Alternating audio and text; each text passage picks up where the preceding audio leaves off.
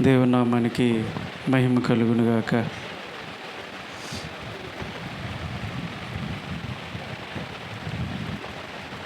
కూడి వచ్చినటువంటి ప్రతి ఒక్కరు కూడా ప్రభు అయిన యేసుక్రీస్తు వారి శ్రేష్టమైనటువంటి నామమును బట్టి మీ అందరికీ నా శుభాలను తెలియజేస్తూ ఉన్నాను. ఈ సమయాన్ని ఇచ్చినటువంటి దేవాతి దేవునికి నా హృదయపూర్వక కృతజ్ఞతాస్తుతులు అర్పిస్తూ ఉన్నాను. అందరూ నా వైపు దృష్టిని కేంద్రీకరించాల్సిందిగా మనవి చేస్తూ ఉన్నాను. సమయం కావచ్చింది కాబట్టి దేవుని వర్తమానంలోకి మనం వెళ్దాం. జాగ్రత్తగా నా వైపు చూడండి. దేవుడు ఈ ఆదివారపు ఉదయకాల సమయంలో ఏం మాట్లాడదలుచుకున్నాడు జాగ్రత్తగా మందిరానికి వచ్చినటువంటి ప్రతి ఒక్కరు కూడా శ్రద్ధతో దేవుని వైపు తిరిగి ఆలకిద్దాం. రెడీ అయినా? దేవుడు మాట్లాడాలి అని ఆయన ఇష్టపడుతూ ఉన్నాడు. మీ అందరూ రెడీగా ఉన్నారా? దేవుని స్తోత్రం చెప్పండి. హల్లెలూయా. దేవుడు ఆయన మాట్లాడే దేవుడు ఎప్పుడు మాట్లాడాలనే ఇష్టపడుతూ ఉంటాడు. వినగలిగే చెవులు మనకు ఉండాల. వినగలిగే చెవులు మనకు ఉండాల. ఆయన మాట్లాడుతూనే ఉంటాడు.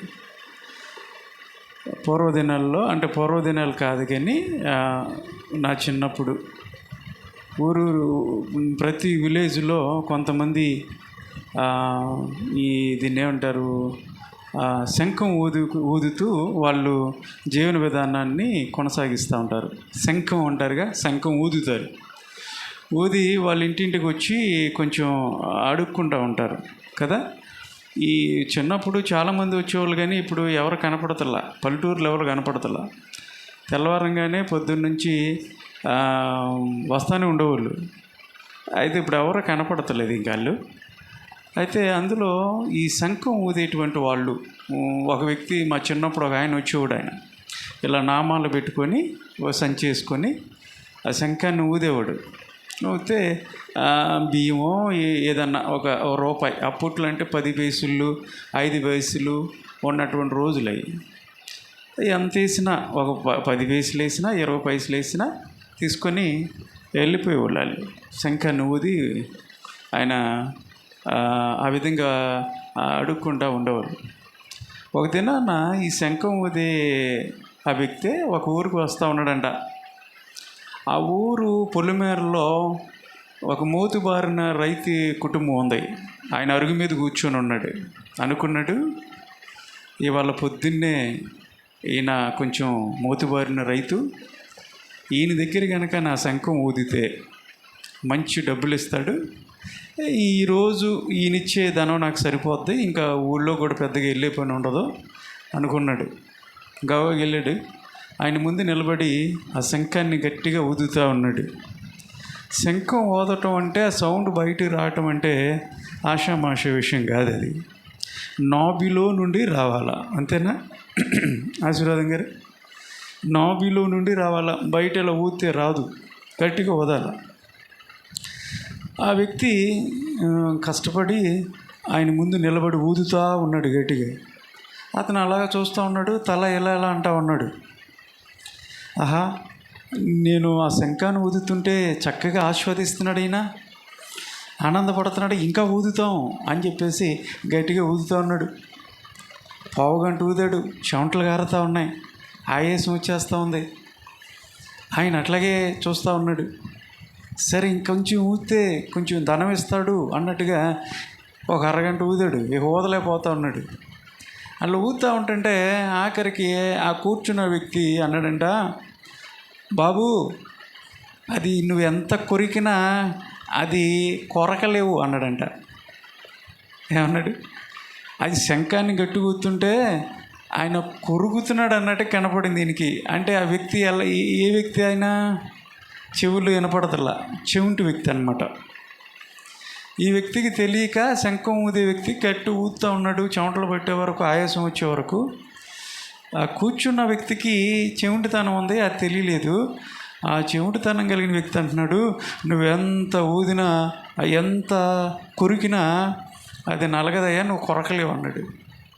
అప్పుడు అర్థమైంది వ్యక్తిగా, నేను కొరుగుతున్నానని నేను కనపడిందా, నేను కొరుగుతున్నానా, అరగంట నుంచి ఊగుతున్నాను కదా అని చెప్పేసి అక్కడి నుంచి ఆయన వెళ్ళినట్టుగా చూస్తూ ఉన్నాం. అప్పటి నుంచి కాబోలు అనుకుంటా చెవిటి వాడిని ముందు ఏం వదకూడదన్నారు, శంఖం వదకూడదు అన్నిటి సామెత అప్పటి నుంచి వచ్చిందేమో.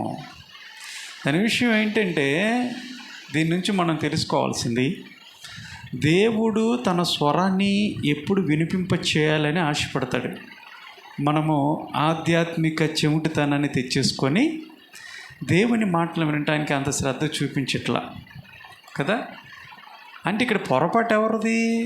మాట్లాడాయనలో పొరపాటు లేదు. బైబిల్ సెలవిస్తూ ఉంది, పావురపు స్వరము దేశములో వినపడుచుండగా వింటున్నటువంటి వారు లాభం పొందుతున్నారు, ప్రయోజనం పొందుతున్నారు అని వాక్యం సెలవిస్తూ ఉన్నప్పుడు, దేవుని స్వరం విన్నటువంటి వాళ్ళందరూ కూడా తమ జీవితాల్లో ఈ రోజున ప్రయోజనం పొందుతూ ఉంటే, ప్రయోజనం పొందనటువంటి వాళ్ళు ఎవరైనా ఉన్నారంటే అది దేవుని స్వరము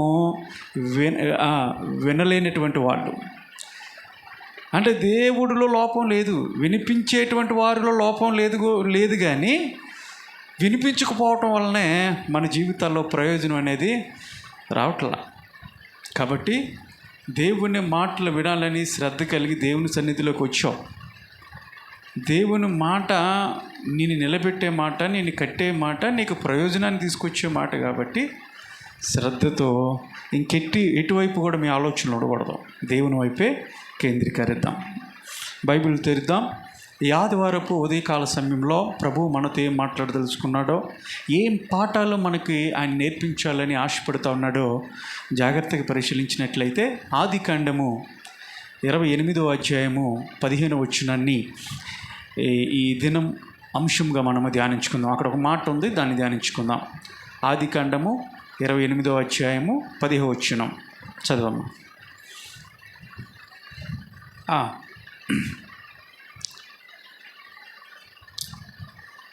ఆదికాండము 28వ అధ్యాయము 15వ వచనం త్వరగా చదవాలి.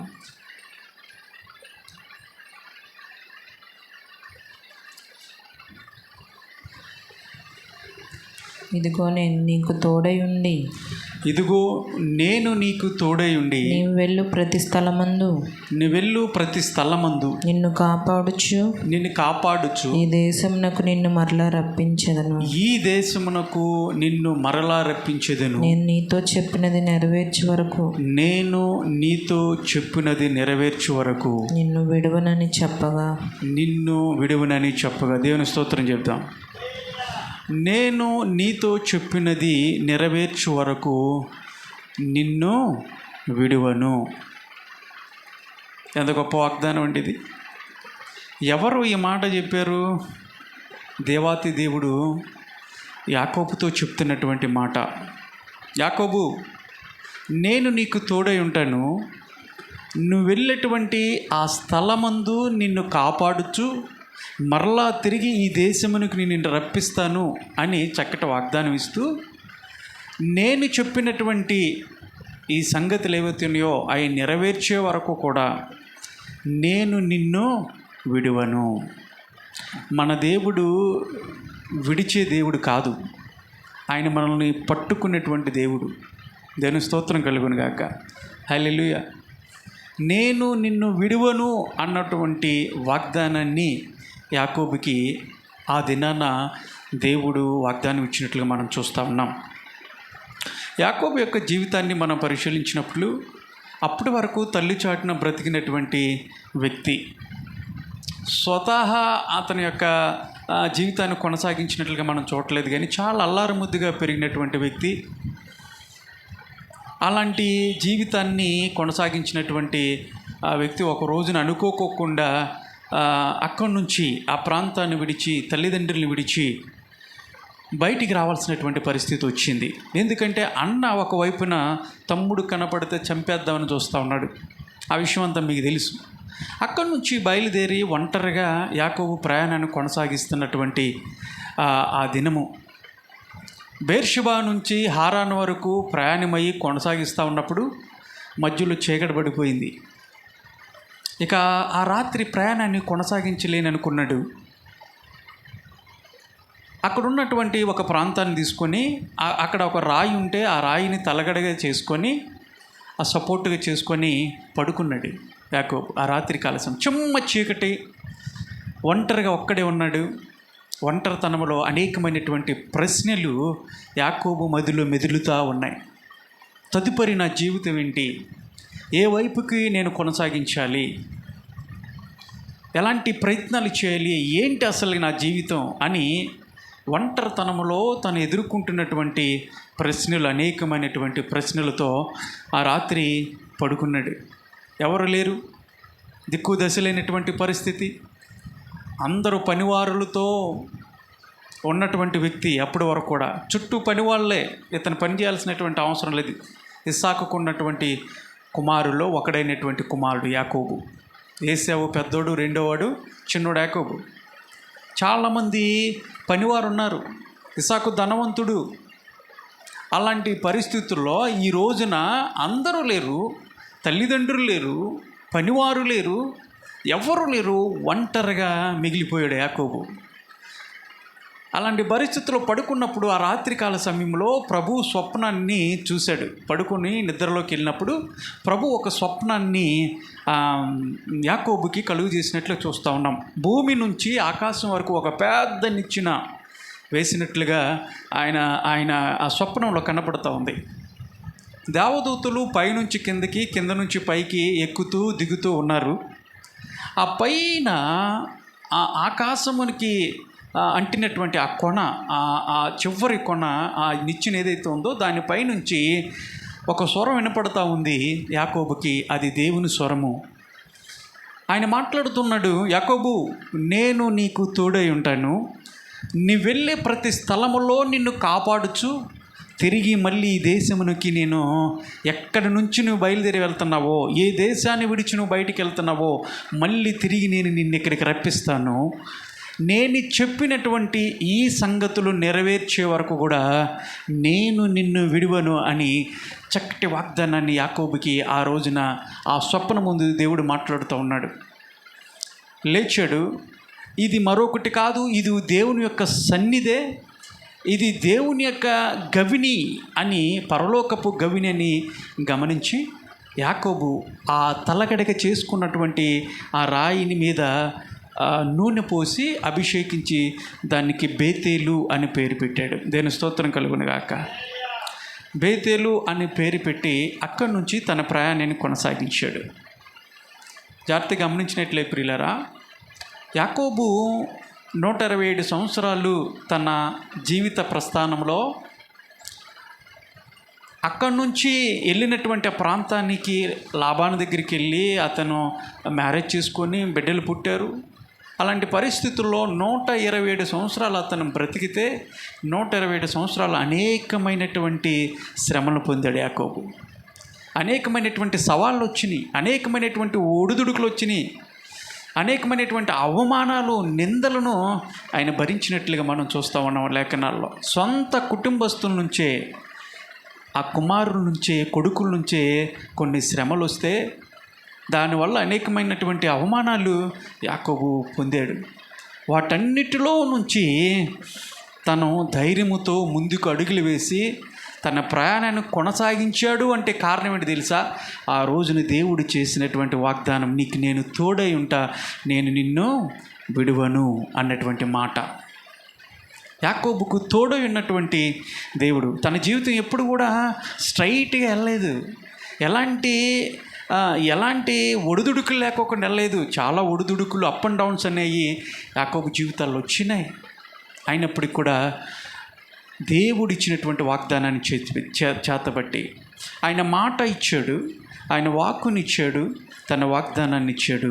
వాగ్దానం ఇచ్చినటువంటి దేవుడు ఖచ్చితంగా నెరవేర్చే దేవుడు కాబట్టి దేవుడు తనని ముందుకి కొనసాగించాడు. తన శ్రమలలో ఆయన ఉన్నాడు.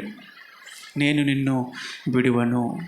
ఈ ఉదయకాల సమయంలో ప్రభు మనందరికి ఇస్తున్నటువంటి చక్కటి వాగ్దానం ఏంటి తెలుసా? నేను నీకు తోడై ఉంటాను, నిన్ను విడువను. దేవుని స్తోత్రం చెప్దాం గట్టిగా. ఆయన విడిచే దేవుడు కాదు, ఆయన మనల్ని విడిచిపెట్టి ఉండేది దేవుడు కాదు. అనేక సార్లు మన దౌర్బల్యతను బట్టి ప్రభుని విడిచిపెట్టినటువంటి సందర్భాలు ఉండొచ్చేమో. నీవు దేవుని విడిచిపెట్టేవేమో, కానీ దేవుడు మాతకి నిన్ను విడిచిపెట్టల. ఎప్పటికీ ఇప్పటికీ ఆయన విడిచిపెట్టే దేవుడు కాదు, మనల్ని పట్టుకునే దేవుడు, మనం విడవనటువంటి దేవుడు. బహుశా నీ తల్లి నిన్ను విడవచ్చేమో, నీ తండ్రి నిన్ను విడిచిపెట్టొచ్చేమో, కానీ నీ బంధువులు నీ స్నేహితులు నిన్ను విడిచిపెట్టొచ్చేమో, కానీ ప్రభువు మాటకి నిన్ను విడిచిపెట్టే దేవుడు కాదు. నువ్వు ఎలాంటి వాడు అయినప్పటికీ కూడా, నువ్వు ఎక్కడున్నప్పటికీ కూడా దేవుడు ఇచ్చినటువంటి వాగ్దానం ఏంటంటే, నేను నిన్ను విడువను. దేవుడు మనల్ని విడిచిపెట్టే దేవుడు కాదు. మన ఆపత్కాలమందు, మన శ్రమలలో, మన నిందలలో, మన అవమానాల్లో ప్రభువు మనల్ని గట్టిగా పట్టుకొని మనం ముందుకు నడిపిస్తాడే, కానీ మనం విడిచిపెట్టి దాటిపోయే దేవుడు కానే కాదు. జాగ్రత్తగా పరిశీలిద్దాం. ఈ రోజున నేను నిన్ను విడువను యాకోబు అని చెప్పినటువంటి దేవుడు ఎందుకు దేవుడు విడిచిపెట్టడు? ఇది ప్రశ్న. దేవుడు మనల్ని ఎందుకు విడువడు?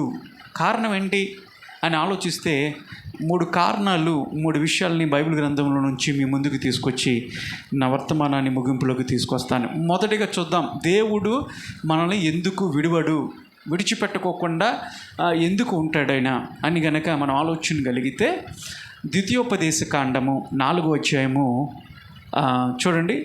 ద్వితీయోపదేశకాండము 4వ అధ్యాయము 31వ వచనాన్ని చదువుకున్నాం. మొదటి కారణం, ఎందుకు ఆయన మనం విడిచిపెట్టడు? నిన్ను విడువను అన్నాడు కదా, ఎందుకు విడవు ప్రభువా, ఎందుకు విడిచిపెట్టవు, నేను విడవకోకుండా ఉండటానికి కారణం ఏంటి అని అడిగితే, మొదటిగా బైబిల్ గ్రంథంలో దేవుడు చెప్తున్నటువంటి మాట, ద్వితీయోపదేశకాండము 4వ అధ్యాయము 31వ వచనాన్ని చదువుకుందాం. నీ దేవుడైన యెహోవా కనికరము గల దేవుడు కనుక, నీ దేవుడైన యెహోవా కనికరము గల దేవుడు గనుక నిన్ను చేయి విడువడు. నిన్నేం విడవడంట? చెప్పండి, ఏం విడువడు? చేయి విడువడు. దేవుని గట్టి స్తోత్రం చెప్తాం.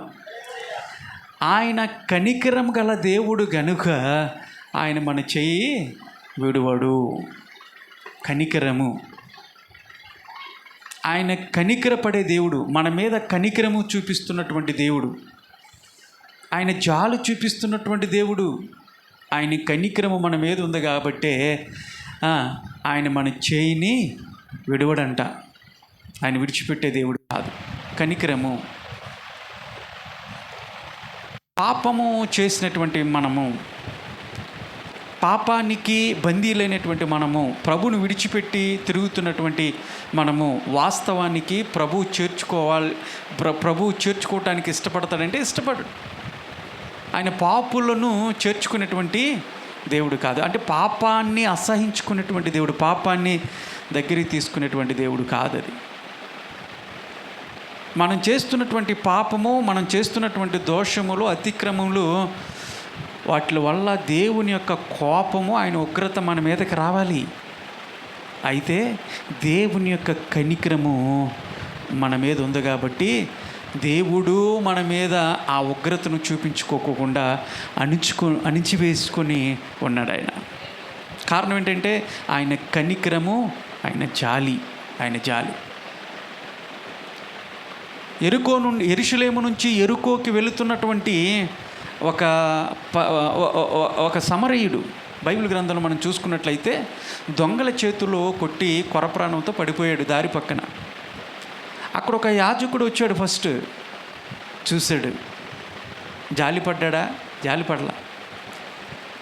అతనికి ఉన్నటువంటి పనులు అనేకమైన ఏమో, అతను అడిగితే చెప్తాడేమో, నాకున్న ఈ బిజీ షెడ్యూల్ వల్ల నేను నిన్ను లేవలెత్తలేను, నేను పలకరించలేను అన్నట్టుగా పట్టించుకోకుండా వెళ్ళిపోయాడేమో, అతనికి ఉన్నటువంటి షెడ్యూల్ వల్ల, బిజీ వల్ల.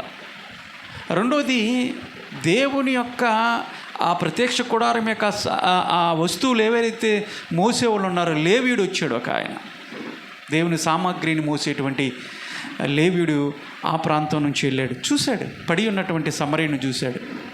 లేపాడా? లేపలా. పలకరించలా. అతనుకున్నటువంటి బిజీ పట్టించుకోకుండా ఆయన వెళ్ళిపోయాడు. ఆ తదుపరి మంచి సమరయుడిగా ఆ ప్రాంతానికి వచ్చినటువంటి ఆ సమరీయుడు పడి ఉన్నటువంటి అతను చూశాడు. ఆ పడి ఉన్నటువంటి వ్యక్తిని చూశాడు, అతన్ని లేవనెత్తాడు.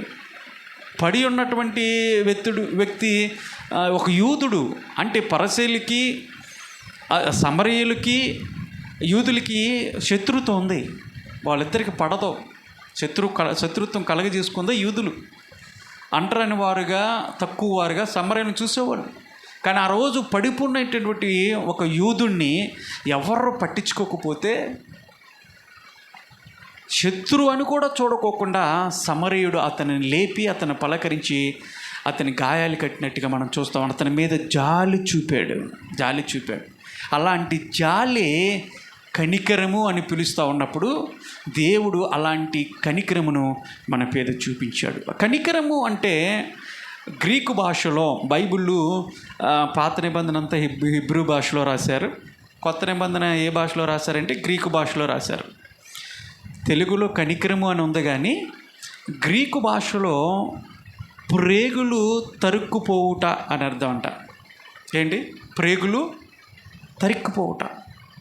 ఒక ఇన్సిడెంట్ చూసినప్పుడు, ఒక విషయాన్ని మనం చూసినప్పుడు కొన్నిసార్లు ప్రేగులు తరుక్కుపోతున్నాయండి. అది చూస్తుంటే, ఆ దృశ్యాన్ని చూస్తుంటే ప్రేగులు తరుక్కుపోతూ ఉన్నాయి, చెప్పలేకపోతూ ఉన్నానండి అని చెప్తూ ఉంటాం. కొన్ని సందర్భాలు మనం చూస్తూ ఉన్నప్పుడు ప్రేగులు తరుక్కుపోవటం, దాన్ని కనికరము. ఆయన మన మీద అలాంటి కనికరము, అలాంటి జాలిని మన పైన చూపించాడు దేవుడు. అందరూ పాపం చేశాం, దేవుడు అనుగ్రహించే మహిమను పొందలేకపోతూ ఉన్నాం. పాపానికి ఏం పడాలా? శిక్ష పడాలా. వాస్తవానికి శిక్షించబడాల్సింది మనం. కారణం ఏంటంటే పాపం చేసింది మనం. కానీ ఆ పాపాన్ని ఆయన మీద వేసుకొని ఆయన కనికరము మన పైన చూపించి ఆయన సిలువలో మనకు బదులుగా నలగొట్టబడ్డాడు, శిక్షించబడ్డాడు. పాపం అంతా కూడా ఆయన మీద వేసేసుకున్నాడు. మన పాపం అంతా కూడా ఆయన మీద వేసేసుకున్నాడు. మనకు పడాల్సినటువంటి శిక్ష ఆయన భరించాడు. ఒక ప్రాంతంలో ఒక జడ్జి గారు ఉన్నారు.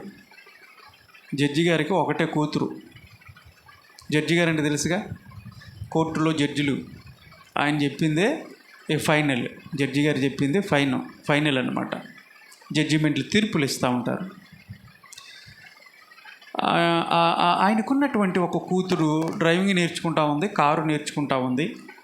ఇంకా లైసెన్స్ లేదు, ఏమీ లేదు. అప్పుడే ఇంకా డ్రైవింగ్లో నేర్చుకుంటా ఉంది. ఒక రోజున ఆయన ఇంటికి వచ్చి డ్యూటీ నుండి వచ్చేసారు. సాయంకాల సమయంలో ఆ కారుని అక్కడ పార్క్ చేసి ఇంటి దగ్గర లోపలికి వెళ్ళిపోయాడు. తాళం కారుకే ఉంది, చూసుకోవాలా, వెళ్ళిపోయాడు. ఆయన తీయకుండా మర్చిపోయి వెళ్ళిపోయాడు. ఆ లోపలికి వెళ్ళాడు. ఈ లోపు తన కుమార్తె గబగ వచ్చేసి ఆ కారులో కూర్చొని కారు స్టార్ట్ చేసేసింది. అమ్మా ఒక్క నిమిషం అని అక్కడి నుంచి ఆయన కేకేస్తున్నా కానీ వినలేదు. కారణం ఏంటంటే ఆ కారుకి బ్రేకులు ఫెయిల్ అయిపోయినాయి. అందుకని ఆ కారుని తీసుకొచ్చి ఇంటి దగ్గర పెట్టేశాడు ఆయన. ఆ విషయాన్ని తన కూతురికి చెప్దాం అనుకున్నాడు, తనకి తెలియదు కాబట్టి ఆ విషయం చెప్దామని గట్టిగా అరిచినప్పటికి కూడా వద్దంటాడేమో అనుకొని పట్టించుకోకుండా ఆ కుమార్తె కారుని స్టార్ట్ చేసుకొని వెళ్ళిపోయింది బయటికి. రోడ్డు మీద వెళ్తూ ఉంది, చాలా స్పీడ్లో వెళ్తూ ఉంది. ఒకానొక సందర్భంకి వచ్చేప్పటికే ఆ వస్తున్నటువంటి వాహనాలని వస్తూ ఉంటాయి కదా, ఆ బ్రేక్ కొట్టాల్సిన పరిస్థితులు, బ్రేక్ మీద కాలు వేసింది, బ్రేక్ పడతలా, బ్రేక్ ఫెయిల్ అయిపోయింది. ఈ లోపు జడ్జి గారు ఏం చేశారంటే పోలీసు వాళ్ళకి ఫోన్ చేసి జరిగిన విషయం చెప్పి, నా కూతురిలాగా కారు వేసుకొని వెళ్తూ ఉంది రోడ్డు మీద, ఆ కారుకి బ్రేకులు లేవు, ఆపండి అని చెప్పేసి పోలీసు వాళ్ళకి చెప్తే వాళ్ళ వెనకాల నుంచి వాళ్ళు బళ్ళు వేసుకొని వెంబడిస్తూ ఉన్నాడు, ఆ కారును ఆపుదామని చెప్పేసి. ఈవిడ అనుకుంటా ఉంది, నా తండ్రి చూసావా పోలీసులను పంపిస్తున్నాడు, ఆఫ్టర్ ఆల్ కారు కోసం పోలీసులను పంపిస్తున్నాడు అని ఆపటానికని ఇంకా స్పీడ్గా నడుపుతూ ఉంది. ఆ నడిపి బ్రేక్ వేయాల్సినటువంటి పరిస్థితుల్లో బ్రేక్ మీద కాలేస్తే బ్రేక్ పడతలా. అప్పుడు అర్థమైంది బ్రేక్ ఫెయిల్ అయిపోయిందని. ఏం చేస్తుంది?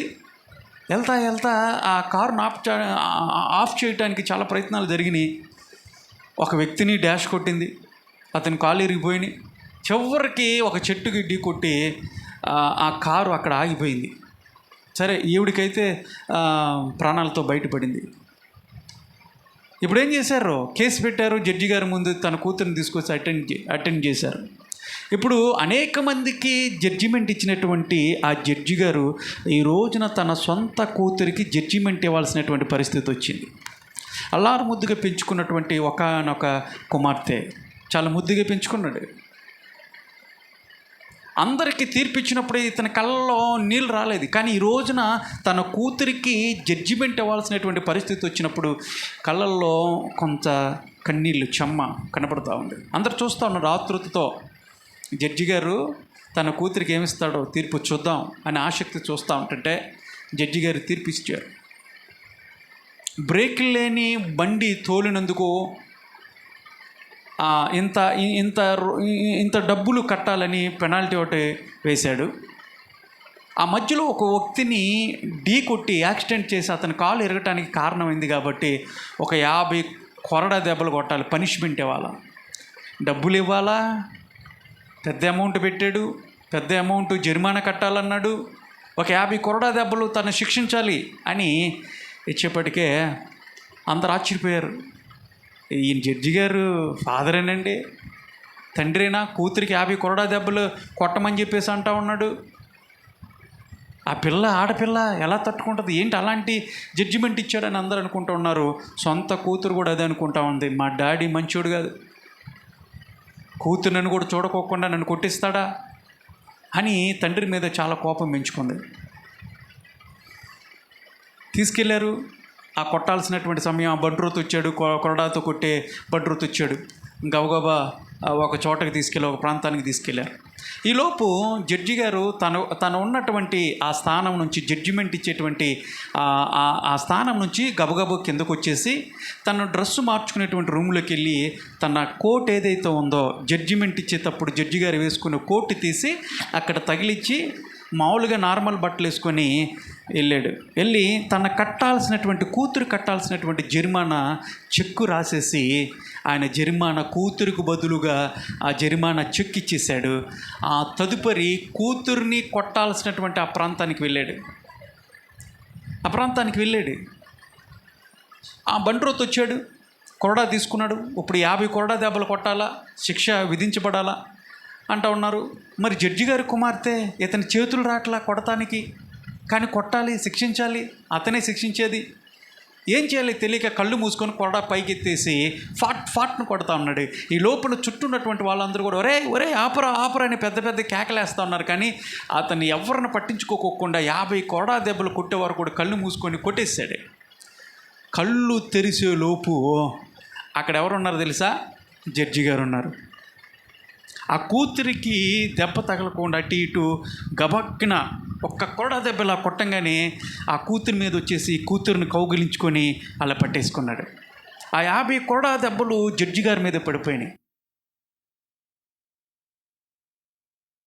ఆయన కూతురుతో చెప్తా ఉన్నాడు, అమ్మా నువ్వు పాపం చేసావు, నువ్వు తప్పు చేసావు. నీ తప్పుకి అంటే దెబ్బలు తింటానే కూతుర్ని పట్టుకొని చెవులో మాట్లాడుతున్నాడు జడ్జి గారు. ఏం మాట్లాడు తెలుసా? నువ్వు తప్పు చేశావు, చట్టాన్ని ఉల్లంఘించావు, నువ్వు చేసినటువంటి తప్పుకి శిక్ష విధించబడింది. కానీ ఆ శిక్ష నీ మీద పడకూడదని నేను నిన్ను ప్రేమించాను కాబట్టి ఒక జడ్జిగా నీకు న్యాయం చెప్పాను శిక్షించమని. కానీ ఒక తండ్రిగా ఆ శిక్ష నీ మీద పడకూడదని ఆ దెబ్బలు నేను తిన్నానమ్మా. దేవుని స్తోత్రం చెప్పండి. హల్లెలూయా. పాపం చేసింది మనము శిక్షించబడాల్సినటువంటి మనకు శిక్ష విధించబడాల్సిన పరిస్థితి అయితే మనకు బదులుగా ప్రభు ఏం చేశారు తెలుసా? ఆయన న్యాయవంతుడు కాబట్టి, పరిశుద్ధుడు కాబట్టి ఆ పాపాన్ని అసహించుకున్నటువంటి దేవుడు శిక్ష విధించాడు. కానీ ఆ శిక్ష మన మీద పడకూడదని ప్రేమగల దేవుడు ఆ శిక్షను ఆయన మీదే వేసుకున్నాడు. ఆ శిక్షనంతా ఆయన అనుభవించాడు. కారణం ఏంటి తెలుసా? ఆయన కనికరము మన మీద ఉంది. ఆయన జాలి మన మీద చూపించాడు. కనికర సంపన్నుడు కాబట్టి ఆయన కనికరము చొప్పున ఇవన్నీ కూడా చేశాడు. మనుషులు మన మీద జాలి చూపించరు, మనుషులు మన మీద కనికరం చూపించరు. కానీ మనం నమ్ముకున్నటువంటి దేవుడు, మనం ఆరాధిస్తున్నటువంటి దేవుడు మన పైన కనికరము చూపించే దేవుడు. ఒక వాక్యాన్ని చెప్తాను, ఆ మాట గుర్తొస్తుంది. మార్కు సువార్త 1వ అధ్యాయం 41వ వచనంలో ఆ కనికరం గురించి ఒక మాట ఉంటుంది, చూద్దాం. మార్కు సువార్త 1:41. మార్కు సువార్త 1:41 చదవమ్మా.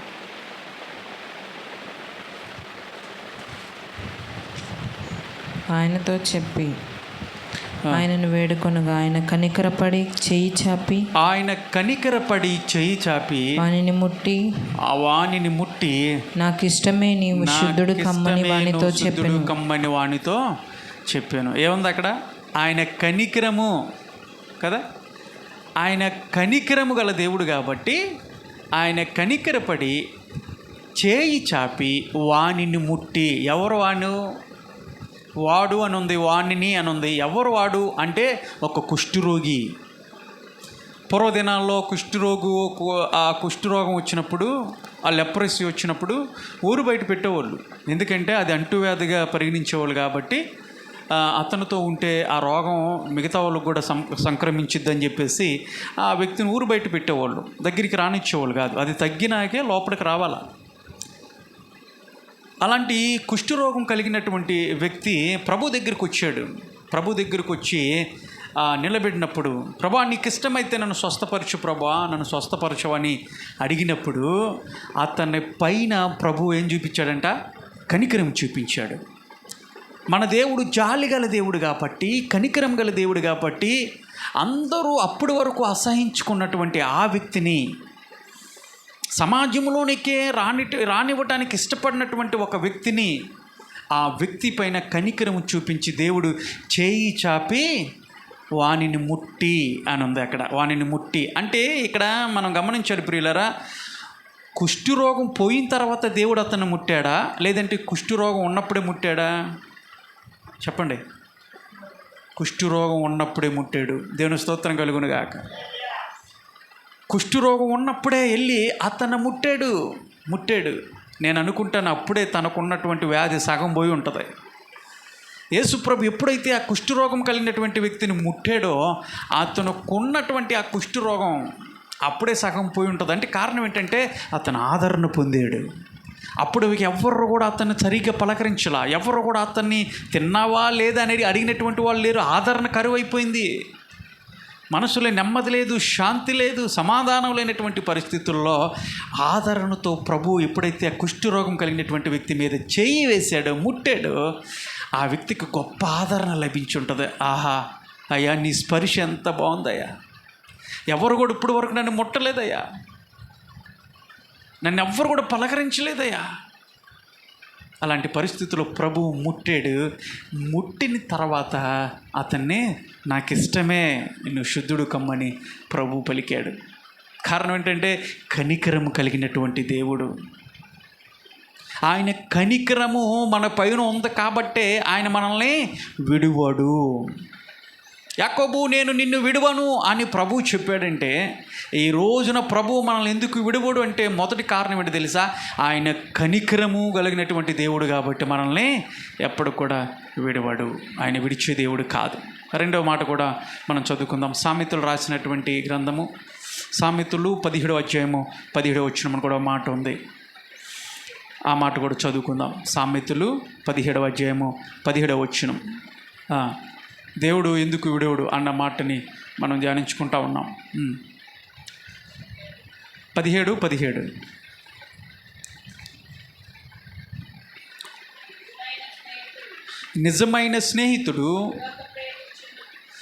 నిజమైన స్నేహితుడు ఎలా ప్రేమిస్తాడంట? చెప్పండి అబ్బా, ఎలా ప్రేమిస్తాడంట? విడువక ప్రేమించును. ఇక్కడే ఒక మాట ఉంది. అక్కడ ఏంటంటే నిజమైన స్నేహితుడు విడువక ప్రేమించును. విడువక అన్న మాటనే మనం ధ్యానించుకుంటా ఉన్నాం. నిజమైనటువంటి స్నేహితులు ఉన్నారంట, వాళ్ళు విడువక ప్రేమిస్తారు. ఈ రోజున లోక స్నేహాలు చాలా ఉన్నాయి. లోక స్నేహాలు మనుషుల్ని నాశనం చేసేటువంటి స్నేహాలు కదా. లోక స్నేహాలు అన్నీ బాగుంటే మన దగ్గర ఉంటారు. ఒక ఉద్యోగం ఉంటే, ధనం ఉంటే, డబ్బులుంటే మనతో ఉంటారు. ఒక ఎంటర్టైన్మెంట్ చేస్తూ ఉంటారు మన చుట్టూ ఉండి. అదే నువ్వు బాధలో ఉన్నావు అనుకో, నువ్వు ఇబ్బందులో ఉన్నావు అనుకో, నువ్వు సమస్యలో ఉన్నావు అనుకో, నిన్నెవరు పట్టించుకోరు. స్నేహితులే, నేనెవరు పట్టించుకోరు. అప్పటి వరకు నేను ఉన్నానరా నీకు అన్నటువంటి స్నేహితులే ఆ రోజుతో నిన్ను వదిలేసి వెళ్ళిపోతారు. ఎందుకంటే నువ్వు ఆపదలో ఉన్నావు కాబట్టి. ఎందుకు వచ్చిందండి మనకు, వాడిది మనం అంటించుకుంటాం, లేనిపోయి మనకు కూడా వచ్చేస్తే ఎందుకులే అని చెప్పేసి వాడిని చూసి కూడా పట్టించుకోకుండా వెళ్ళిపోయేటువంటి వాళ్ళు ఈ రోజున ఉన్నారు. అన్నీ బాగుంటే నీ దగ్గర ఉంటారు, చక్క మంచి మాటలు చెప్తారు, అయ్యే వరకు కూడా ఏమీ లేనప్పుడు నువ్వు ఆపదలో ఉంటే నిన్ను విడిచిపెట్టి వెళ్ళిపోతారు. కానీ నిజ స్నేహితుడంట నిన్ను విడువక ప్రేమిస్తాడంట. ఒకవేళ నువ్వు ఎలాంటి సమస్యలో ఉన్నప్పటికి కూడా ఆ సమస్యలో కూడా నిన్ను విడిచిపెట్టుకోకుండా నీకు ఆదరణ కలిగిస్తూ, మంచి మాటలు చెప్తూ, ధైర్యం చెప్తూ, నీ వెన్నంటే ఉండి భయపడమాక అని చెప్పేసి నీకు ధైర్యం చెప్పేటువంటి వాడు, నిన్ను ప్రేమించేటువంటి వాడు నిజమైనటువంటి స్నేహితుడు. కష్టాల్లో ఉన్నప్పుడు, నష్టాల్లో ఉన్నప్పుడు ఓదార్పు కలుగజేస్తూ నీతో ఉండి సహవాసం చేసేవాడు. ఒకవేళ అలాంటి పరిస్థితుల్లో అతని దగ్గర ఉంటే ఇతను కూడా గాయపరచబడతాడు, లేదంటే ఏదో ఒక నష్టం నాకు కూడా వస్తుందని తెలుసు కూడా ఉంటాడు. చూసావా, తన స్నేహితుడితో ఏం పర్వాలేదు, వాడు బాగుంటానికి నాకు ఏం వచ్చినా పర్వాలేదు, ఒకవేళ నాకు గాయమైనా పర్వాలేదు, నా స్నేహితుడు బయటికి రావాలని చెప్పేసి ఆలోచన చేస్తాడు. చూసావా, అతడే నిజమైనటువంటి స్నేహితుడు. ఎంతమంది ఉన్నారు ఈ రోజున? ప్రపంచంలో చాలా స్నేహాలు ఉన్నాయి, చాలామంది స్నేహితులు ఉన్నారు. కానీ ఈ రోజున అన్ని స్నేహితుల కన్నా ఒక మంచి స్నేహితుడు ఎవరైనా ఉన్నారంటే ప్రపంచంలో మన ప్రభు అయిన యేసుక్రీస్తు వారే. దేవుని స్తోత్రం చెప్పండి. ఆయన మనకి నిజమైనటువంటి స్నేహితుడు ఆయన. అందుకని ప్రభు అంటాడు, నేను మీకు స్నేహాన్ని పంచుతున్నాను, మీరు నా స్నేహితులు అని పిలిచాడు. అబ్రహాముని ఏమని పిలిచాడు? అబ్రహాము నా స్నేహితుడు అన్నాడు. ప్రభువే చెప్పాడు, సాక్షాత్తు దేవాతి దేవుడు చెప్పినటువంటి మాట అబ్రహామును బట్టి. అబ్రహాము నా స్నేహితుడు, నా స్నేహితుడికి నేనేమి దాస్తానా? నా స్నేహితుడికి అన్నీ చెప్తాను కదా, అతనికి దాచాల్సినటువంటి అవసరం లేదు కదా. స్నేహితుల దగ్గర ఏమైనా దాస్తామా? అన్నీ చెప్పేస్తూ ఉంటాం కదా, స్నేహంలో అన్నీ చెప్పేస్తూ ఉంటాం. ప్రభు కూడా అదే చెప్తా ఉన్నాడు, అబ్రహాము నా స్నేహితుడు అంటున్నాడు. నా స్నేహితుడికి నేను ఏదైనా మరుగు చేస్తానా? అతనికి చెప్తాను, దాచుకోకుండా అంటా ఉన్నాడు. యోహాను సువార్తలో ఓ మాట ఉంటుంది, 15వ అధ్యాయంలో 14 వచనంలో చూసినట్లయితే, ఆ మేడ మీద ఆఖరిగా యేసు ప్రభు సిలువకి అర్పించకముందు, సిలువ మరణాన్ని పొందకముందు ఆఖరి ఆ రాత్రి ఆయన మేడ రూములో, అప్పర్ రూములో శిష్యులతో గడిపినటువంటి ఆ సందర్భంలో 13వ అధ్యాయం నుంచి మనం చూసుకున్నట్లయితే, ఒక్క నిమిషం అమ్మ, 13 నుంచి 14, 15, 16 ఒక 4 అధ్యాయాల్లో అనేకమైనటువంటి విషయాలు ప్రభు తన శిష్యులతో పంచుకుంటూ అంటాడు, మీరు నా స్నేహితులు అన్నాడు. మీరు నా స్నేహితులు అని ప్రభు చెప్తా ఉన్నాడు. ఇప్పుడు చదువమ్మ, అక్కడ ఒక మాట ఉంది 15, 14 వచనాల్లో.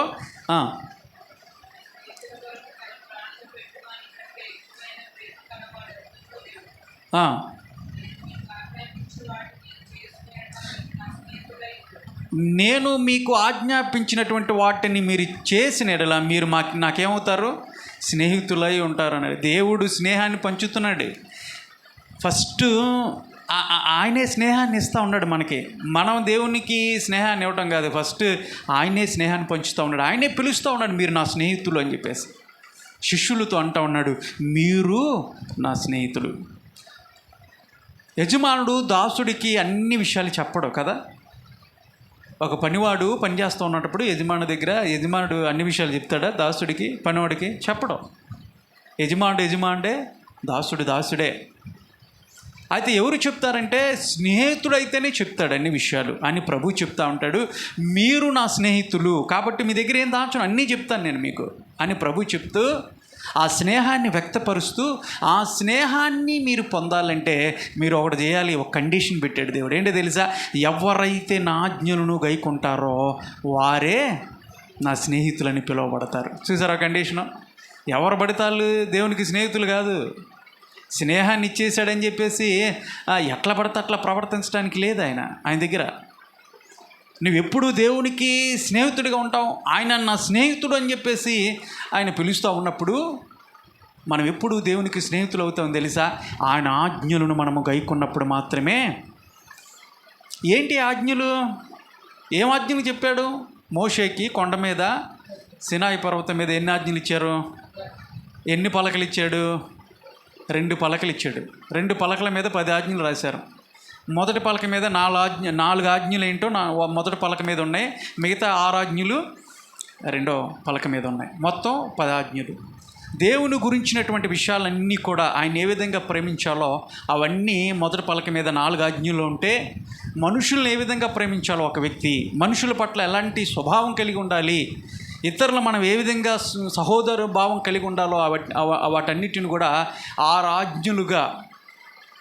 ఆజ్ఞలుగా రెండో పలక మీద రాస్తే, ఈ 10 ఆజ్ఞలు ఏవైతే ఉన్నాయో ఆ 10 ఆజ్ఞలను ఖచ్చితంగా తప్పకోకుండా అనుసరించేటువంటి వాళ్ళే పరలోక రాజ్యంలోకి వెళ్తారన్నట్టుగా ప్రభు ధర్మశాస్త్రంలో రాస్తే, ఈరోజు వరకు కూడా మీరు గమనించినట్లయితే యెరూషలేములో ఇజ్రాయేల్ ప్రజలు దేవుడు చెప్పినటువంటి ఆజ్ఞలు ఒక్కట కూడా మేరకూడదని చెప్పేసి సకల ప్రయత్నాలు చేస్తారు. వాళ్ళు తెలుసా? వాస్తవానికి దేవుడిచ్చింది సీనాయి పర్వతం మీద మోషేకి 10 ఆజ్ఞలే. కానీ టోటల్గా యూదులకి ఇచ్చినటువంటి ఆజ్ఞలు ఎన్నో తెలుసా? నిర్గమాకాండం దగ్గర నుంచి సంఖ్యాకాండం వరకు కూడా, నిర్గమాకాండము, లేవికాండము, సంఖ్యాకాండములు మీరు చదువుకున్నట్లయితే 613 ఆజ్ఞలు ఇచ్చాడు. ఎన్ని? 10 మాత్రమే కాదు, 613 ఆజ్ఞలు ప్రతి యూదుడు పాటించితేనే, వాటిని క్రియల ద్వారా చేస్తేనే నీకు పరలోక రాజ్యం అని చెప్పేసి ధర్మశాస్త్రం బోధించింది. మనకు అది లేదు. విశ్వాసం ఉంచితే చాలు. దేవుడు ఈ లోకానికి వచ్చి యేసు ప్రభు కల్వరిలో తన ప్రాణాన్ని పెట్టిన తర్వాత, తన రక్తాన్ని చిందించిన తర్వాత, దాని యందు మీరు విశ్వాసం ఉంచితే రక్షించబడతారని అన్య జనాంగమైనటువంటి మనకి కృపా సువార్తను ప్రభు తీసుకొచ్చాడు. తన కృపను ప్రకటించినట్లుగా మనం చూస్తూ ఉన్నాం క్రీస్తు ప్రభు ఈ లోకానికి వచ్చి. కానీ అంతకుముందు యూదులకి ఉన్నటువంటి ధర్మశాస్త్రం ఏం చెప్పిందంటే, క్రియల ద్వారా మాత్రమే మీకు రక్షణ ఉంది. ఎన్ని క్రియలు తెలుసా? 613 ఆజ్ఞలు మీరు గైకొనాలి. వాళ్ళు సాపత్ని అంటే విశ్రాంతి దినాన్ని చాలా పరిశుభ్రంగా, పరిశుద్ధితో, గొప్ప నియమ నిబంధనలతో పాటిస్తూ ఉంటారు ఇప్పటికీ కూడా. శుక్రవారం 6 గంటలకి వారికి ప్రారంభమైనటువంటి విశ్రాంతి దినము సాబత్. శనివారం ఈవినింగ్ 6 గంటల వరకు కూడా వాళ్ళు ఆ విశ్రాంతి దినాన్ని ఆచరిస్తారు. ఆ ఆచరించేటువంటి ప్రక్రియలు ఏం చేస్తారు తెలుసా? వాళ్ళు ఏ పని పెట్టుకోరు, ఏ పని చేయరాళ్ళు. ఈవెన్ స్విచ్ కూడా, లైట్ వేయాలన్న స్విచ్ కూడా వేయరాళ్ళు. ఏ పని చేయకూడదు. ఎందుకంటే దేవుడు చెప్పాడు ఒక ఆజ్ఞ, విశ్రాంతి దినమును పరిశుద్ధంగా ఆచరించాలి. ఏ పని చేయకూడదు ఆ రోజున. కాబట్టి యూదులు ఎంత భక్తి శ్రద్ధలంటే ఏ పని చేయటానికి కూడా ఇష్టపడరు ఆ రోజున. అందుకని శుక్రవారం ముందే సాబత్తు వస్తుంది అనగానే, ఒరే అవన్నీ ఆన్ చేసేయండి రా, ముందే ఏం కావాలి ఇప్పుడు ఆన్ చేసేసుకోండి, మళ్ళీ ఆన్ చేయకూడదు అన్నట్టుగా ఎన్ని లైట్లు కావాలో అన్ని లైట్లు, ఏమేం కావాలో అవన్నీ కూడా ఆన్ చేసుకొని కూర్చుంటారు. ఈవెన్ లిఫ్ట్ కూడా వాళ్ళు ఏం చేస్తారు తెలుసా? సాబత్ లిఫ్ట్ అని ఉంటుందంట. సాబత్ లిఫ్ట్ అంటే ఆ లిఫ్ట్ ఒక అపార్ట్మెంట్లో ఒక 30 అంతస్తులు ఉందనుకో, అది ప్రతి అంతస్తుకి ఆక్కుంటా వెళ్తూ ఉంటుంది. అలా సెట్ చేశారంట దాన్ని. ఎందుకంటే లిఫ్ట్లో ఉన్నటువంటి బటన్ కూడా వాళ్ళు నొక్కకూడదు. ఆ బటన్ నొక్కారంటే క్రియ చేసినట్టే, పని చేసినట్టే. కానీ పని చేయకూడదు అన్నాడు కాబట్టి దేవుడు అది కూడా చేయటానికి ఇష్టపడరు. కారణం ఏంటంటే 613 క్రియలు. వాళ్ళు తినే ఫుడ్ కూడా జాగ్రత్తగా పరిశీలించుకొని తింటారంట తెలుసా? అంత నిబద్ధతో ఉంటారంట వాళ్ళు. ఏమో ఎక్కడ మిస్ అయిపోతామో అని ప్రతి క్షణం వాళ్ళు చెక్ చేసుకుంటూ ఉంటారంట. ఇది దేవునికి అంగీకారంగా ఉందా లేదో అని భయపడిపోతూ ఉంటారు. దేవుని నామాన్ని ఉచ్చరించడానికి వాళ్ళు భయపడిపోతూ ఉంటారంట యూదులు. మీకు అర్థమవుతుందండి? అయితే అలాంటి 613 క్రియలు చేస్తేనే మీకు పరలోక రాజ్యం ఇస్తానని ప్రభు ధర్మశాస్త్రంలో యూదులకు ప్రకటిస్తే, అవన్నీ మనం చేయలేమని క్రీస్తు ప్రభు ఆ 10 ఆజ్ఞలు ఏం చేశాడు తెలుసా? 10 ఆజ్ఞల్ని 2 ఆజ్ఞలుగా మార్చాడు. దేవుని స్తోత్రం కలుగును గాక. 2 ఆజ్ఞలుగా మార్చాడు. ఎలా తెలుసా? ఒక ఆజ్ఞ ఏం చెప్పాడు? ఒక పలక మీద ఉన్నటువంటి 4 ఆజ్ఞలు ఒక ఆజ్ఞకి చేశాడు. నీ దేవుడైన యెహోవాని పూర్ణ హృదయముతో, పూర్ణ ఆత్మతో, పూర్ణ మనసుతో, పూర్ణ వివేకముతో, పూర్ణ బలముతో నువ్వేం చేయాలా? ప్రేమించాలా, సేవించాలా, ఆయన ఆరాధించాలి అని మొదటి ఆజ్ఞ చేశాడు, 4 ఆజ్ఞలు కలిపి. రెండో 6 ఆజ్ఞలు ఏం చేశాడో తెలుసా? అంటే నువ్వు ఇతరులను ఏ విధంగా ప్రేమించాలో అన్న దాని గురించి, నిన్ను వలె నీ పొరుగు వారిని ప్రేమించాలని ఈ 6 ఆజ్ఞలు కలిపి ఒక ఆజ్ఞ చేశాడు. నిన్ను వలె నీ పొరుగు వారిని ఇంకా దాన్ని విశదీకరించుతూ ప్రభు ఏం చేశాడంటే, సంక్లిప్తంగా ఇంకా దాన్ని ఏం చేశాడంటే ఒక మాటతో చెప్పాడు యేసు ప్రభు. ఏంటి తెలుసా? నువ్వు ఇతరుల నుంచి ఏం కోరుకుంటున్నావో, ఇతరులు నీ పట్ల ఏం చేయాలని కోరుకుంటున్నావో, నీవు కూడా వారి పట్ల అది చెయ్యి. మాట అర్థమైందా? దేవుడు చెప్పినటువంటి మాట, యేసయ్య చెప్పినటువంటి మాట. ఇతరులు నీ పట్ల ఏం చేయాలనుకుంటున్నావో, నువ్వు ఏ సహాయం అయితే వాళ్ళ నిమిత్తము నువ్వు పొందుకోవాలని కోరుకుంటున్నావో, నీవు కూడా వారి పట్ల అది చేయాలా. కానీ మనం ఏం చేస్తుందో తెలుసా? అందరం మనం చేయాలనుకుంటాం, మనం ఇతరులు చేయాలంటే చేతులు రావు. ఎవరో ఇంటికి వెళ్ళంగానే కాసేపు కూర్చుంటాం, వాళ్ళకు ఉన్నటువంటి ఇబ్బందులు బట్టో మరి వాళ్ళు ఏ కాఫీ కానీ ఏ స్నాక్స్ కానీ ఏం పెట్టుకోకుండా పంపించేశారు అనుకుందాం. ఏమంటాం తెలుసా? చూసావా, ఏం చేయలేదు వాళ్ళు, కనీసం కూర్చోమని కూడా అడగలేదు. లెక్కలేస్తూ ఉంటారు కొంతమంది. కొంచెం కాఫీ ఇస్తే ఏముంది, కొంచెం భోజనం పెడితే ఏమైంది, చికెన్ తీసుకొచ్చి వండకూడదా, ఏం చేశారు వాళ్ళు అన్నట్టుగా వాళ్ళ మీద లేనిపోని అన్ని కూడా సనుగుతూ ఉంటారు. కానీ ఒకరోజు వాళ్ళు మన ఇంటికి వచ్చారనుకో, మనమేం చేయం వాళ్ళకి కదా, మనమే పట్టించుకోం. ఎందుకంటే పని చేయటానికి తప్పించుకుంటాం. ఇంట్లో పెట్టేటువంటి స్తోమత ఉన్నప్పటికీ, సహాయం చేసేటువంటి స్తోమత ఉన్నప్పటికీ కూడా సహాయం చేయటానికి మనసు రాదు. కొంతమందికి చేతులు రావు, ఎప్పుడు వెళ్ళిపోతారు వీళ్ళని చూస్తూ ఉంటారు. అంటే దాని అర్థం ఏంటంటే, ప్రభు ఏం చెప్తున్నాడంటే, నువ్వు ఇతరులు నీకేం చేయాలని నువ్వు ఆశపడుతున్నావో, ఏ సహాయం చేయాలని అంటావో, నువ్వు ఇతరులకి అలాంటి సహాయము చేయాలా. నువ్వు చేస్తేనే కదా. నువ్వు చేయవు, కానీ ఇతరులు నీ పట్ల చేయాలనుకుంటాం. అది కరెక్ట్ కాదని ప్రభు సెలవిస్తూ ఉన్నాడు. బైబిల్లో పాపం అంటే ఏదో పెద్ద పెద్ద పాపాలు చేస్తేనే పాపం అని కాదు. నువ్వు సహాయం చేసేటువంటి పరిస్థితుల్లో ఉండి కూడా ఎదుటి వ్యక్తికి సహాయపడకోకుండా ఉండటం కూడా పాపమే అన్నాడు దేవుడు. జాగ్రత్త గమనించాలి.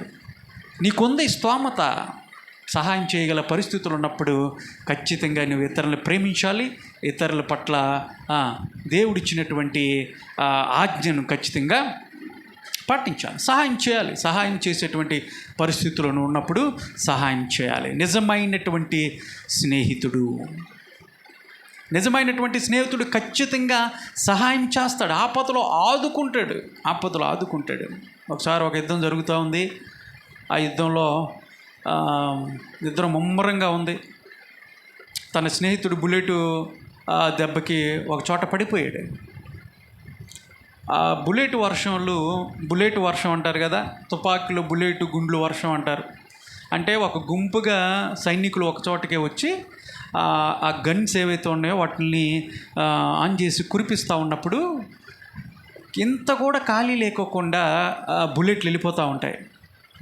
ఏదో ఒకటి తగిలి ఏ శత్రువు చనిపోతాడని చెప్పేసి బుల్లెట్ వర్షం కురిపిస్తూ ఉంటారు. ఆ ఎదుటి వ్యక్తులు కూడా ఆ విధంగానే బుల్లెట్ వర్షం కురిపిస్తూ ఉంటుంటే తన స్నేహితుడు అంత దూరంలో పడిపోయాడు, గాయాల పాలైపోయాడు, చావు బతుకులో ఉన్నాడు. ఈ గుంపులో ఒక అతను లేచాడు. కమాండర్ గారిని అడిగారు, నేను వెళ్తాను, అతన్ని తీసుకొస్తాను, ఫస్ట్ ఎయిడ్ ఇస్తే కనుక అతను బ్రతుకుతాడు, అతను నా స్నేహితుడు అంటే ఏ ఒక్కరు కూడా అక్కడి నుంచి అతను రక్షించడానికి ఇష్టపడలేదు. కానీ ఈ వ్యక్తి తన స్నేహితుని బ్రతికించాలని చెప్పేసి తను లేచాడు, నేను వెళ్తానని చెప్పేసి. అక్కడ ఉన్నటువంటి కమాండర్ చెప్పాడు, ఏం మాట్లాడుతున్నావు, ఈ పరిస్థితులు అక్కడికి వెళ్ళగలవా? అక్కడికి వెళ్తామంటే నీ ప్రాణాన్ని వదిలిపెట్టుకోవటమే, నీకేమైనా మళ్ళీ నీ ప్రాణానికి మేము చెప్పాల్సి వస్తుంది, ఎందుకు అంత రిస్క్ అని చెప్పేసి ఆగిపోమంటే, లేదు నేను వెళ్తాను సార్, నా స్నేహితుని కాపాడుకుంటాను, నేను తీసుకొస్తాను, అవసరమైతే నా ప్రాణాలు పోయినా పర్వాలేదని బయలుదేరాడు. ఆ శత్రువులు కాలుస్తూ ఉంటే అలా తప్పించుకుంటా తన స్నేహితుడి దగ్గరికి ఒక గొంతులో పడిపోయినటువంటి తన స్నేహితుడి దగ్గరికి వెళ్ళాడు. రక్తం మడుగులో పడిపోయాడు, చావు బతుకులో ఉన్నాడు. అతని దగ్గరికి వెళ్ళి పట్టుకున్నాడు. అప్పుడు ఆ స్నేహితుడు తను ఎత్తుక్కుంటూ వచ్చినటువంటి తన మిత్రుడిని చూసి చెప్తున్నటువంటి మాట, వచ్చావా, నువ్వు వస్తావని నాకు తెలుసు ప్రియమిత్రమా, నువ్వు నా స్నేహితుడు అని నాకు తెలుసు. ఎవరో కాదన్నా, ఎవరో రాకపోయినప్పటికి కూడా నీవు నన్ను ఎత్తుక్కుంటూ వస్తావని నాకు తెలుసు. నా కోసం నువ్వు వస్తావని తెలుసు. నీ ప్రాణాలు సైతం లెక్క చేయకుండా నా కోసం వస్తావని నాకు తెలుసు అని చెప్పేసి ఆ స్నేహితుడు, పడిపోయినటువంటి ఆ స్నేహితుడు, రక్షించడానికి వచ్చినటువంటి తన స్నేహితుడి నుంచి పలుకుతున్నటువంటి మాటలు తను హద్దుకున్నాడు. తన్ని తీసుకొని ఎట్లా తప్పించుకొని తీసుకొచ్చి ఫస్ట్ ఎయిడ్ ఇచ్చి తన స్నేహితుని ప్రాణాలని నిలబెట్టాడు. నిజమైనటువంటి స్నేహితుడు విడువక ప్రేమిస్తాడు. విడిచిపెట్టడు. స్నేహితుడు విడిచిపెట్టేటువంటి వాడు కాదు. మనం ఆరాధిస్తున్నటువంటి దేవుడు నిజమైనటువంటి స్నేహితుడు. మనల్ని ఆయన ఇబ్బంది పెట్టినప్పటికీ కూడా, మన ఆయన తోలనాడినప్పటికీ కూడా, ఎన్నోసార్లు ఆయన విడిచిపెట్టి, ఆయన వదిలిపెట్టి, ఆయన అవమానకరంగా జీవించినప్పటికి కూడా నిన్ను నన్ను విడిచిపెట్టే దేవుడు కాదు. ఆఖరికి తనను అప్పగించాలని వచ్చినటువంటి ఇస్కరియోతు యోధాని సైతం చెప్తా ఉన్నాడు, చెలికాడా అని పిలిచాడు. దేవుని స్తోత్రం కలుగునుగా. తనతో పాటు తిరిగి 3.5 సంవత్సరాలు తిరిగి తను చేసినటువంటి పైన అద్భుతాన్ని చూసి తన దగ్గరే ఉండి అన్నీ చూసినటువంటి వ్యక్తి యోధ, తన శిష్యుడిగా పిలబడినటువంటి యోధ, ఒకరోజు 30 వెండి నాణాలకి ఆశపడి యేసుప్రభుని అప్పచెప్తా ఉంటుంటే ముద్దు పెడుతున్నటువంటి ఆ సమయంలో ప్రభు ఆ రోజున పలికినటువంటి మాట స్నేహితుడా అని పిలిచాడు. కారణం ఏంటో తెలుసా? అతడు దేవుడు అందరిని స్నేహితుడుగా,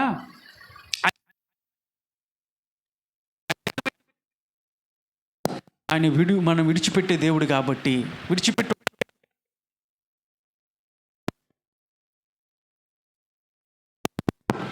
యోధాను చూసి చెల్లిగాడగా మనము చూస్తూ ఉన్నాం. ఆయన నిజమైనటువంటి స్నేహితుడు. ఆయన స్నేహంలో స్వార్థం లేనటువంటి స్నేహాన్ని చూపించేటువంటి దేవుడు. ఎవ్వరు చూపించలేనటువంటి స్నేహాన్ని ప్రభు మన పైన చూపిస్తూ ఉన్నాడు. నిజమైనటువంటి స్నేహితుడు మనం ఆరాధిస్తున్నటువంటిది. అందుకనే మన కొరకు నిజమైనటువంటి స్నేహితుడు ప్రాణం పెట్టినటువంటి దేవుడుగా, ప్రాణం పెట్టినటువంటి వాడిగా మనం కనపడుతూ ఉన్నాడు. మంచివారి కోసం ఎవరైనా ప్రాణం పెట్టమంటే పెడతారేమో కానీ చెడ్డవారి కోసం ఎవరైనా ప్రాణం పెడతారంటే ఖచ్చితంగా పెట్టరు. నీలో నాలో ఏ మంచి లేనటువంటి మన కోసం, ఏ మంచి ఉంది మనలో? చెప్పుకోవటానికి ఏముంది మంచి? ఏ మంచి లేనటువంటి వారు, చెడిపోయినటువంటి మన వారి కోసం ఆయన కనికరించి ఆయన జాలు చూపించాడు. రెండోది, ఆయన మన పైన స్నేహాన్ని, నిజమైనటువంటి స్నేహితుడు కాబట్టి ఆయన మన విడువక ఈ లోకానికి వచ్చి తన ప్రాణాన్ని పెట్టి తన స్నేహాన్ని చాటించినట్లుగా మనం చూస్తూ ఉన్నాము. ఆయన నిజమైనటువంటి స్నేహితుడు. నిజమైనటువంటి స్నేహితుడు విడువ చేస్తాడంట, ప్రేమిస్తాడు. మూడో మాట కూడా చెప్పుకొని ముగింపులకు వచ్చేసేద్దాము. ఇర్మియా గ్రంథము 31వ అధ్యాయము 3వ వచనంలో కూడా ఒక మాట ఉంది. చివరిగా మాటను కూడా చెప్పి నేను ముగిస్తాను. ఇర్మియా 31వ అధ్యాయము 3వ వచనంలో ఆయన మనల్ని ఎందుకు విడిచిపెట్టడు? కారణం ఏంటంటే, మొదటిది ఆయన కనికరము మన పైన ఉంది కాబట్టి ఆయన కనికరము చూపించి మనల్ని విడిచిపెట్టడంట. రెండోది, నిజమైనటువంటి స్నేహితుడుగా ఆయన మనల్ని ప్రేమించే దేవుడు, విడువక మనల్ని ప్రేమించే దేవుడుగా కనపడుతూ ఉన్నాడు. 31వ అధ్యాయము 3వ వచనం చదవమ్మా.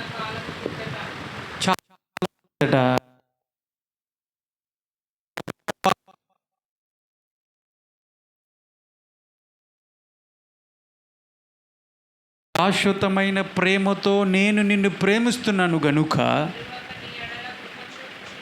విడువక నీ ఎడలు ఏం చూపిస్తున్నాడంట? కృప చూపిస్తూ ఉన్నాను.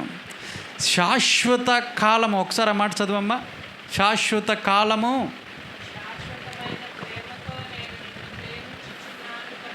శాశ్వతమైన ప్రేమతో నేను నిన్ను ప్రేమిస్తున్నాను గనుక. ఇక్కడ ఆగుదాం. ఏ ప్రేమతో ఆయన ప్రేమిస్తున్నాడంట?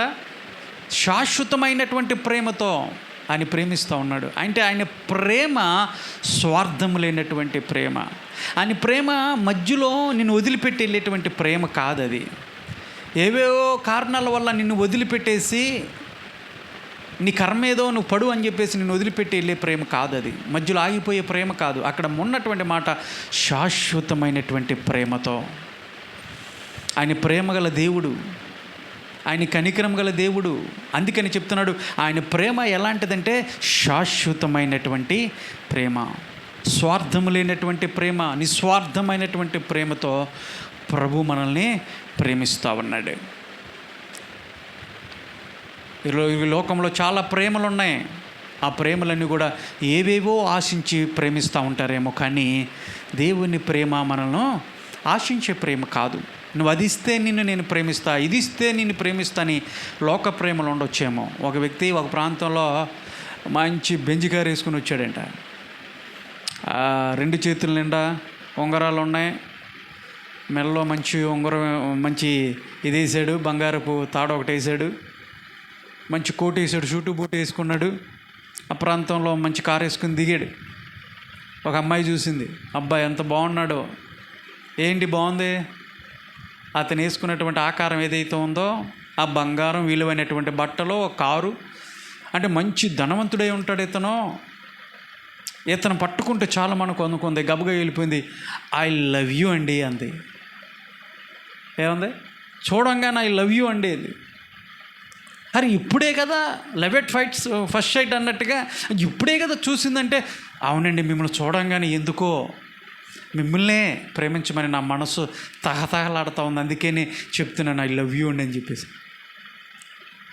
ఇతను అన్నాడు, అమ్మా ఇది నా కారు కాదు, వేరే వాళ్ళ కారు నేను వేసుకొని వచ్చాను, ఈ బట్టలు కూడా నాయి కాదు, ఏదో కార్యక్రమం ఉంటే ఆ కార్యక్రమం కోసం ఇవన్నీ వేసుకొని వచ్చాను, మళ్ళీ తిరిగి వాళ్ళకి ఇచ్చేసేయాలి అని చెప్పేసి తన స్టేటస్ ఏదైతే ఉందో ఆ అమ్మాయికి వివరించేపటికి ఇప్పుడు అంటుంది అన్నయ్య అందంట.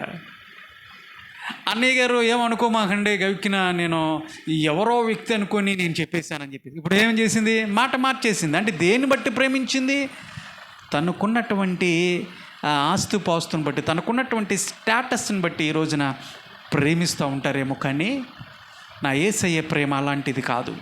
మన నుంచి ఏమీ ఆశించలేనటువంటి ప్రేమను మనపైన చూపిస్తున్నటువంటి దేవుడు.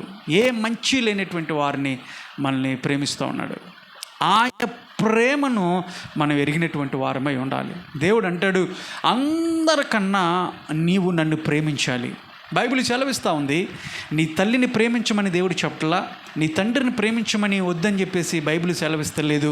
నీ పిల్లల్ని ప్రేమించమని, లేదంటే నీకున్నటువంటి స్నేహితులను కానీ ఇరుగు పొరుగు వారిని ఎవరైనా సరే ప్రేమించొద్దు అని చెప్పేసి దేవుడు చెప్పట్లేదు. కానీ అన్నిటికి మించి నువ్వు ఎవరిని ప్రేమించాలా, నన్ను ప్రేమించాలా, అన్నిటికి మించి నన్ను ప్రేమించాలి.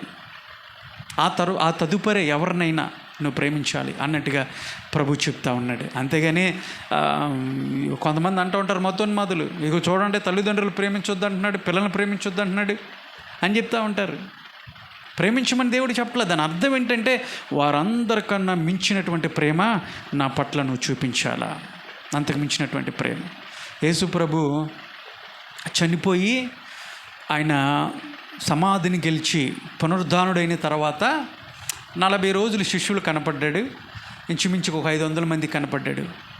ఆయన 40 రోజులు సేవ చేశాడు. మళ్ళీ తన సేవను పునరుద్ధరించాడు. మళ్ళీ మేలుకొల్పుగా శిష్యుల్ని మేలుకొల్పే విషయంలో 40 రోజులు ఆయన సేవ చేశాడు, మినిస్ట్రీ చేశాడు ఆయన.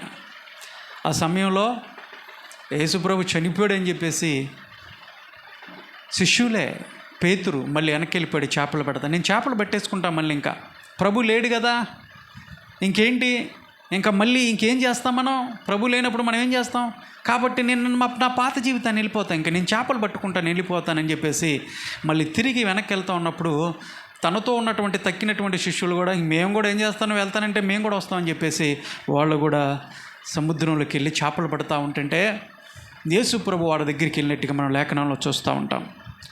పేతురు దగ్గరికి వెళ్ళాడు, అక్కడికి వెళ్ళాడు. అక్కడ సందర్భం అందరికీ తెలుసు. అక్కడ కొన్ని సూచనలు చేసిన తర్వాత మళ్ళీ వాళ్ళందరిని కూడా ఒక చాటు కూర్చోబెట్టి పేతురుని ముందు కూర్చోబెట్టి ప్రభు అడుగుతున్నాడు, పేతురు నువ్వు నన్ను ప్రేమిస్తున్నావా అన్నాడు. అవును ప్రభా, నిన్ను ప్రేమిస్తున్నాను అన్నాడు. మళ్ళా దేవుడు అడిగాడు, యేసయ్య పేతురు నువ్వు నన్ను ప్రేమిస్తున్నావా? అదేంటి ప్రభా మళ్ళీ అడుగుతున్నావు, నీకు తెలీదా నేను ఎంత ప్రేమిస్తున్నాను నిన్ను, నీకు తెలుసు కదా నేను నిన్ను ప్రేమిస్తున్నాను అన్నాడు. 3వసారి కూడా యేసయ్య అడిగాడు, పేతురు నువ్వు నన్ను ప్రేమిస్తున్నావా? సందేహపడ్డాడు పేతురు. ఎందుకు ఇన్నిసార్లు అడుగుతున్నాడు ప్రభు?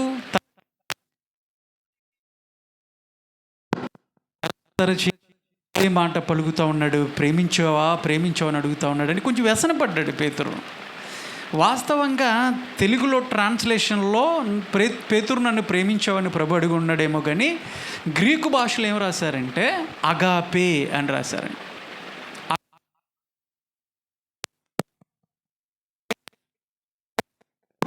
పేతురుని అడుగుతున్నాడు, అగాపే అని అడుగుతా ఉన్నాడు.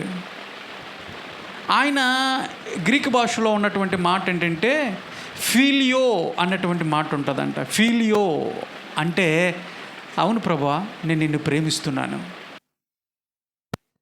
నేను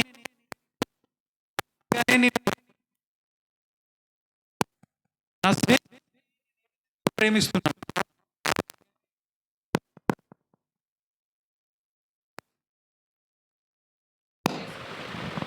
హలో హలో హలో పేతురు యొక్క ఉద్దేశం ఏంటంటే, ప్రభువా, నా స్నేహితులను ఏ విధంగా ప్రేమిస్తున్నానో ఆ విధంగానే ప్రేమిస్తూ ఉన్నాను. నా చేపలను ఏ విధంగానే ప్రేమిస్తున్నానో ఆ విధంగానే ప్రేమిస్తున్నాను. నా వృత్తిని ఏ విధంగానే ప్రేమిస్తున్నానో ఆ విధంగానే ప్రేమిస్తున్నాను. నా తల్లిని, నా తండ్రిని, నా భార్యని ఏ విధంగా ప్రేమిస్తున్నానో ఆ విధంగానే ప్రేమిస్తున్నాను. అమ్మలే ఆ విధంగానే ప్రేమిస్తున్నాను. వాళ్ళని ఏ విధంగా ప్రేమిస్తున్నాను, నిన్ను కూడా ఆ విధంగానే ప్రేమిస్తున్నానని అర్థం అనమాట పేతురు దృష్టిలో. అందుకని ప్రభు తరతిసారేసి అడిగాడు, పేతురు అగాపే అన్నప్పుడల్లా ఫీలియో అంటున్నాడు. తెలుగులో నన్ను ప్రేమిస్తున్నావా అని అడిగితే, అవును ప్రభు, నిన్ను ప్రేమిస్తున్నాను, ఇతరులను ఏ విధంగా అయితే ప్రేమిస్తున్నానో ఆ విధంగానే ప్రేమిస్తున్నానని చెప్తున్నాడు. కానీ ప్రభువుకు తెలుసు పేతురు యొక్క ప్రేమ ఎక్కడ ఆగిపోయిందో. ఆ ప్రేమ కాదు ప్రభువు కోరతా ఉంది. పేతురు, నీవు భార్యని నువ్వు ఏ విధంగా ప్రేమిస్తున్నావో, లేదంటే నువ్వు పక్కన ఉన్నటువంటి వారిని ఏ విధంగా అయితే ప్రేమిస్తున్నావో, నీ సహోదరులను ఏ విధంగా ప్రేమిస్తున్నావో అలాంటి ప్రేమ కాదు నేను కోరుకుంటుంది. అంతకు మించినటువంటి ప్రేమ నాకు కావాలా. అంతకు మించినటువంటి ప్రేమ, ఆ స్టాండర్డ్ లెవెల్ పెంచుకో. నా ప్రేమ యూనిక్ ప్రేమ, ఇతరులను ప్రేమించినట్టు కాదు, అంతకు మించినటువంటి ప్రేమ నాకు కావాలి. నీకోసం నేను ప్రాణం పెట్టానే, నీకోసం నేను శిక్షించబడ్డానే, నువ్వు వదిలిపెట్టినప్పుడు కూడా, ముమ్మారు నువ్వు ఎరగనని చెప్పినప్పటికి కూడా నేను నిన్ను ఎత్తుక్కుంటూ ఇక్కడ దాకా వచ్చాను చూసావా, ఇదిగో ఆ ప్రేమ నాకు కావాలి. నేను ఏ విధంగా అయితే ప్రేమించానో అంతకు మించినటువంటి ప్రేమ నాకు కావాలా. చాలామంది చెప్తూ ఉంటారు, నా పక్కింటి వాళ్ళని ప్రేమిస్తున్నాను, అదేవిధంగా యేసుప్రభుని కూడా ప్రేమిస్తున్నానండి, ఆ దేవుని ప్రేమిస్తున్నాను, ఈ దేవుని ప్రేమిస్తున్నానని చెప్పేసి వాళ్ళ ప్రేమను తీసుకొచ్చి దేవునితో సమానం చేసి చెప్తా ఉన్నారేమో. లేదు, ప్రభు ఆ ప్రేమను గురించి మాట్లాడతల్లా. అంతకు మించినటువంటి ప్రేమ ప్రభు కోరుకుంటా ఉన్నాడు. మరి ప్రేమిస్తున్నావా? నీ ఇంటి వారి కన్నా, నీ కుటుంబ సభ్యుల కన్నా ప్రభుని ప్రేమించేవారుగా మనం ఉండాలి. అది అడుగుతున్నాడు పేతురు, నువ్వు నన్ను ప్రేమిస్తున్నావా అని. దేవుని యొక్క ప్రేమ, ఆయన మనల్ని ప్రేమించాడు కాబట్టి దేవుని మనం ఏం చేయాలా? ప్రేమించాలి. ఆయన ప్రేమను గుర్తెరగాల. అంతకు మించినటువంటి ప్రేమ. పర్వతాల్లో తొలగిపోవచ్చు, లేదంటే మెట్టలో తత్తరెళ్ళిపోవచ్చేమో, కానీ నా కృప నిన్ను విడుదన్నాడు దేవుడు. అంటే ఏంటి తెలుసా? పర్వతం లాంటి స్నేహితులు ఒకరోజు నిన్ను విడిచిపెట్టి వెళ్ళిపోవచ్చేమో, అది దాని అర్థం. పర్వతం లాంటి స్నేహితులు విడిచిపెట్టొచ్చేమో, కానీ విడిచిపెట్టేటువంటి వారు ఉంటారేమో, కానీ నేను నిన్ను విడువను, నా కృప నీకు ఉంటుంది. నీ తల్లిదండ్రులు వదిలేసినప్పటికి కూడా నా ప్రేమ నిన్ను విడిచిపెట్టి ఉండదు. నిన్ను మరిచిపోయే దేవుడిని కాదు అని దేవుడు చెప్తా ఉన్నాడు. ఆ ప్రేమను గుర్తెరగలిగావా? దేవుడు ఆ ప్రేమనే ఆయన కోరుకుంటా ఉన్నాడు. శాశ్వతమైనది నీవు నాయడ చూపిన కృప, అనుక్షణం నన్ను కను పాపలే కాచిన కృప, శాశ్వతమైనది. నీవు నాయడం చూపిన కృపా. ప్రార్థన చేసుకుందాం. యేసయ్య ప్రేమ అరమరకి లేనటువంటి ప్రేమ. యేసయ్య ప్రేమ స్వార్థం లేనటువంటి ప్రేమ, కపటము లేనటువంటి ప్రేమ, నిస్వార్థమైనటువంటి ప్రేమతో, బదులు ఆశించినటువంటి ప్రేమతో, మితి లేనటువంటి ప్రేమతో దేవుడు మనల్ని ప్రేమించాడు. ఏ మంచి లేనటువంటి మనల్ని ప్రేమించినటువంటి దేవుడు. యాకోబుతో చెప్తా ఉన్నాడు, యాకోబు నేను నిన్ను విడువను, నేను నీకు తోడై ఉంటాను, నువ్వు వెళ్ళే ప్రతి స్థలంలో నిన్ను తిరిగి మళ్ళీ ఈ దేశానికి నిన్ను నడిపిస్తాను. మాటలు నెరవేర్చే వరకు కూడా నేను నిన్ను దేవుడు ఆయన విడిచిపెట్టే దేవుడు కాదు. ఆయన విడిచిపెట్టే దేవుడు కాదు. ఎందుకు అంటే